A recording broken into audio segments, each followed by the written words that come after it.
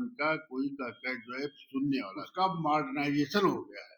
वही खेल अब बड़े स्तर में होने लगे हैं। नमस्कार दोस्तों, शिवांश द्विवेदी आपके साथ आ गया है शिवांश टॉक्स में।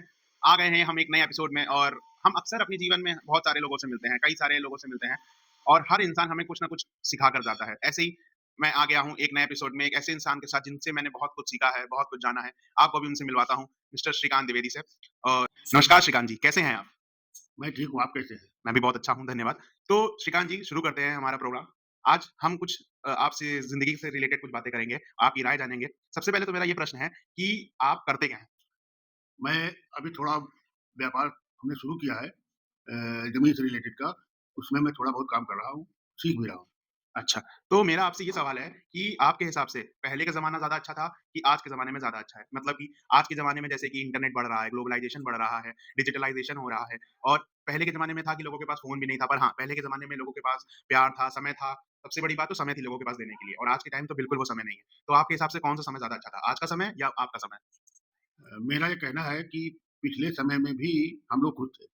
खुश इसलिए थे कि हम लोग बिल्कुल का जो फ्री माइंड रहते थे, कहीं किसी प्रकार का कोई वो नहीं था। लेकिन जब से इंटरनेट आया, जब से ग्लोबलाइज़ेशन आई, इसमें हर एक आदमी उसी में फँस के रह गया है। सब अपने-अपने अलग-अलग दिशाओं में जाना चाहते हैं।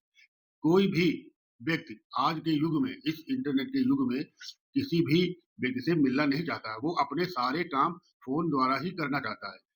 सारे संबंध, सारी ज़िम्मेदारियाँ, सब कुछ, इवन माँ-बाप से भी बच्चे नहीं मिल पाते हैं।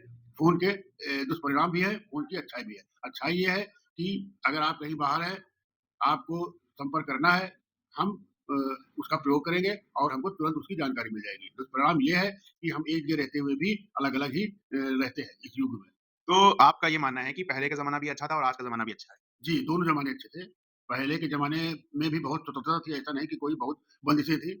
माँ-बाप के साथ रहते थे, माँ-बाप बताए रास्ते पे चलते थे, सब कुछ करते थे और थोड़ा बहुत ऊपर-नीचे होता रहता है, लेकिन पहले का युग भी अच्छा था और आज का भी युग अच्छा है। तो आपके पर्सनली आपको ऐसा क्या फ़ील हुआ कि हाँ, पहले का ज़माना कम अच्छा था या आज का ज़माना ज़्यादा अच्छा है? ऐसा कोई पॉइंट हुआ जहाँ आपको ऐसा लगा कि नहीं यार, पहले का ज़माना उतना भी अच्छा नहीं था, पर आज के ज़माने में ये मेरे पास फैसिलिटी है, ये फीचर है, ऐसा कोई? नहीं, मुझे कोई विशेष उसमें वो नहीं समझ में आता है। लेकिन हाँ, जो ये दूरसंचार व्यवस्थाएँ, इंटरनेट व्यवस्थाएँ हो गई हैं, कहीं न कहीं अच्छी बात तो है ही कि घर बैठ के आदमी सारी जानकारी ले सकता है। किसी भी चीज़ की किसी भी समय आप किसी से संपर्क कर सकते हैं, किसी भी चीज़ की जानकारी कर सकते हैं। ऐसे-ऐसे यंत्र आ गए हैं, ऐसी-ऐसी चीज़ें आ गई हैं कि आप गूगल है, नेट है और किसी भी चीज़ से आप कहीं पर बैठ के अंतर्राष्ट्रीय खबर ले सकते हैं। तो मेरा अगला सवाल आपसे ये है कि जैसे कि आपने हमें बताया कि आप किसान फैमिली से बिलॉन्ग करते हैं, तो चलिए इसी पे बात करते हैं कि आपको क्या लगता है कि आज के टाइम की किसानी ज़्यादा आसान हो गई है या आपके अपने ज़माने की किसानी ज़्यादा आसान थी? आज की किसानी जो है आधुनिक हो गई है। अगर आप जी। उसमें आधुनिकता नहीं लाएँगे तो आपको कुछ बचत नहीं होगी। हमारे लोगों के समय में जैसे मैं जब किसानी करता था, जब तो आप खुद किसानी करते थे? जब आप हम खुद किसानी करते थे, तब इतने न साधन थे, ना इतना ज़्यादा किसान का कोई कहकर जो है सुनने वाला था।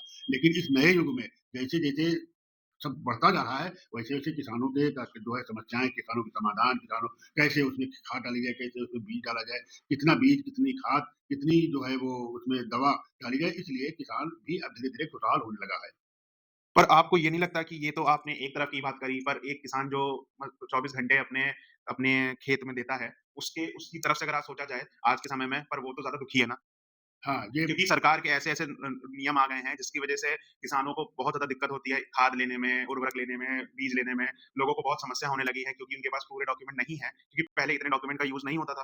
पर अब इतने सारे डॉक्यूमेंट हो लेन ज़रूरी हो गए हैं अपनी खाद लेने के लिए। किसान इन सब चीज़ों से बहुत ज़्यादा परेशान है, आपको ये नहीं लगता? हाँ, मैं ये कहना ये चाहता हूँ, इसमें सरकार की भी कुछ कमियाँ हैं, कुछ कमियाँ हमारे किसान भाइयों की भी हैं। जैसे प्रति बीघे, प्रति हेक्टेयर 1-2 नग से लगा के 5 नग, 10 नग, किसानों के पास कोई ऐसी मानक नहीं है कि उसमें कितना हम फर्टिलाइज़र डालें।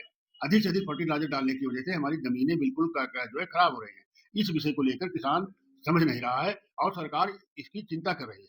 चिंता करने की वजह से सरकार ने ऐसे-ऐसे रूल्स बना दिए हैं कि जितनी ज़रूरत हो, जितनी आवश्यकता हो, किसान खाद उतनी ही ले। मानक के हिसाब से डालने से खाद, उर्वरक जो है ज़मीन भी सही रहेगी, पैदावार भी बढ़ेगी, इसलिए सरकार को भी समझना चाहिए और किसानों को मेरा भी। अगला सवाल ये है कि आपको ये नहीं लगता कि हर बार बजट आता है, नए रूल्स रेगुलेशंस आते हैं, नए टैक्सेस आते हैं, नए टैक्स स्लैब्स आते हैं, सब चीज़ होती हैं। पर महँगाई दर-ब-दर, दिन-ब-दिन बढ़ती ही जा रही है। महँगाइयों में कोई कमी नहीं है और सरकार हर बार कुछ न कुछ नया लाती है, जिससे फ़ायदा या तो अमीरों को हो रहा होता है, या तो बहुत ही नीचे वर्ग वालों को हो रहा होता है। मिडल क्लास का क्या? सरकार उनके लिए काम कुछ कर रही है आपके हिसाब से? गरीब और गरीब होता जा रहा है, अमीर और अमीर होता जा रहा है। मिडल क्लास का क्या? उसके लिए मैं ये कहना चाहता हूँ कि मिडिल क्लास वालों को भी थोड़ा सोचना चाहिए और अपना व्यापार, अपनी आमदनी अपने हिसाब से उसको खर्च करनी चाहिए। किसी की बराबरी उसको नहीं करनी चाहिए। जितना उसके पास है, उतना ही उसको करना चाहिए मिडिल क्लास को। और दूसरी चीज़ ये है कि सरकारें तो कभी हर आदमी को खुश नहीं कर सकती। सरकार अपने बजट में ज़्यादा से ज़्यादा तो ये दिखाना चाहती है कि हमने गाँवों के लिए, किसानों के लिए सारी सुविधाएँ की है। लेकिन अंतोतगत्वा वो सुविधाएँ धरातल पर कभी नहीं दिखती हैं। इस वजह से आम आदमी हमेशा परेशान रहता है। अगर सारी सरकार की योजनाएँ जो लगभग सभी वर्गों के लिए हैं, खासकर मीडियम वर्गों के लिए, अगर वो सारी योजनाएँ सफल हो जाएँ, धरती पे सफल हो जाएँ, तो हम मीडियम क्लास वाले भी इस दुःख से वंचित न रहें। श्रीकांत जी, हमने अभी एक गाँव का इंस्पेक्शन किया। वहाँ के लोकल लोगों ने, वहाँ के गाँव वालों ने बताया कि पहले के समय में ₹100 लगते थे, पर आज के समय में ₹500 ₹100 की जगह ले चुके हैं और ₹2000 ₹1000 की जगह ले चुके हैं। आपको क्या लगता है, ये बात सच है? हाँ, ये बात सच है। पहले ₹100 को महत्व देता था आदमी, आज ₹500 का भी कोई महत्व नहीं है। इसलिए आज धन किसी के पास कोई कमी नहीं है। धन की बढ़ने की वजह से हम ये कह सकते हैं कि ₹100 का नोट 500 के बराबर लगने लगा। आदमी पहले ₹100 खर्च करने में हिचकिचाता था, लेकिन आज वो समय है कि अगर आदमी को ₹10 का भी काम है, तो वो 2000 की नोट तोड़ा देगा। इसलिए धन्यवाद हमारा श्रीकांत जी, आपका बहुत-बहुत। आपने अपना कीमती समय हमें दिया। आगे आपसे ज़रूर भेंट होगी। आपका बहुत-बहुत धन्यवाद। आप ऐसा कोई लास्ट मैसेज हमारे व्यूअर्स को देना चाहेंगे? हम यही कहेंगे कि कर्म करते रहो। फल देने के लिए आप ईश्वर के ऊपर छोड़ दीजिए, ईश्वर पर विश्वास रखिए, ईश्वर पर श्रद्धा रखिए, सब अच्छा करेंगे, अच्छा ही करते रहें। बहुत-बहुत धन्यवाद। जय हिंद, जय जय भारत। भारत।